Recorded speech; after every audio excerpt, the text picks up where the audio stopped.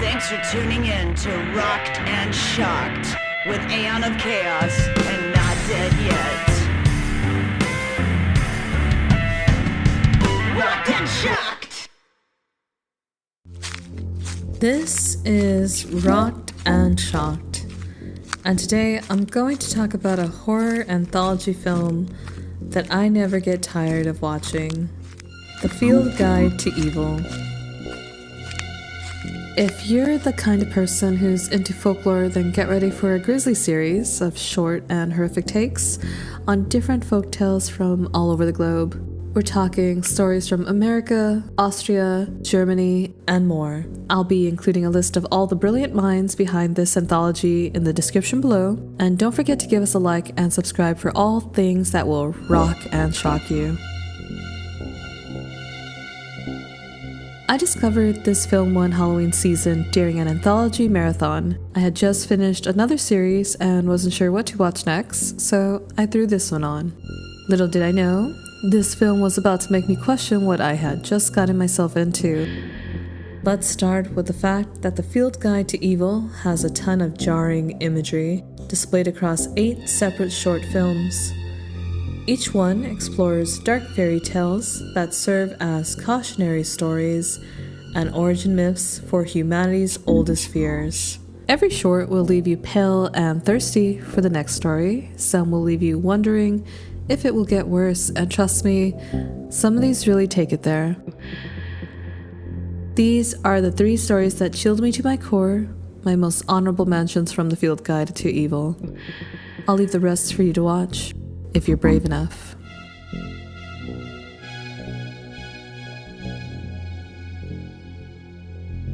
The Sinful Woman of Höllfall, directed by Veronika, Franz, and Severin, Fiala.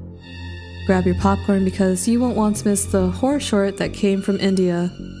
But first, let's talk about this terrifying tale from Austria.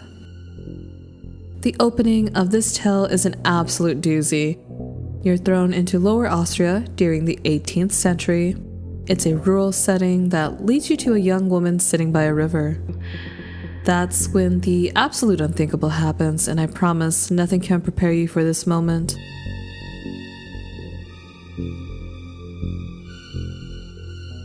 Once you're past the shock, you'll realize this is a story about a monster born from guilt and fear, sent to deprive you of your very breath. The main protagonists share a forbidden lust together that creates a sense of oppression and guilt mixed with shame. Let's just say this one gets weird and pretty spicy.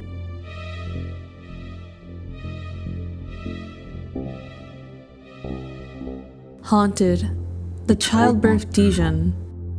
Haunted creates an atmosphere that makes you feel deeply uncomfortable. It's a distressing story about a young mother who fears for her baby's safety because of a child-stealing demon, the Karısı, who appears as an old woman, sometimes a cat or a goat. The film touches on postpartum psychosis while the new mother tends to a completely disabled elderly lady while experiencing terrifying visions. If you're a caregiver or a new mom, this short will definitely make you glance over your shoulder during your next night shift, or while you're holding your little one. Don't say I didn't warn you.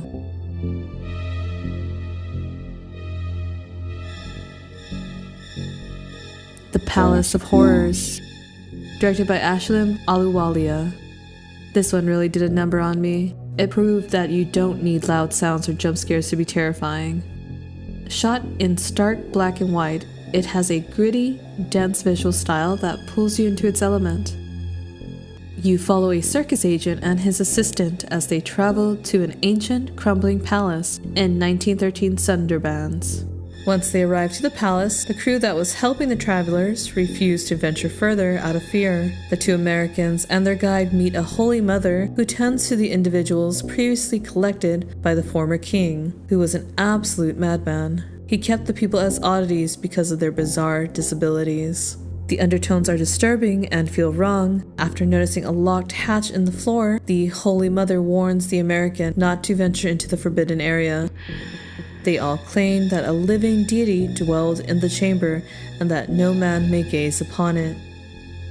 Naturally, he ignores her, and let's just say, sometimes it's best to keep your curiosities to yourself. When his partner goes searching for him, after he doesn't return, he finds something extremely disturbing.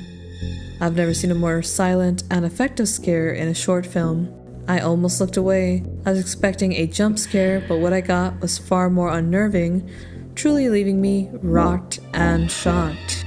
If you're someone who can't handle triggering topics or visceral imagery, this may not be the Anthology for you.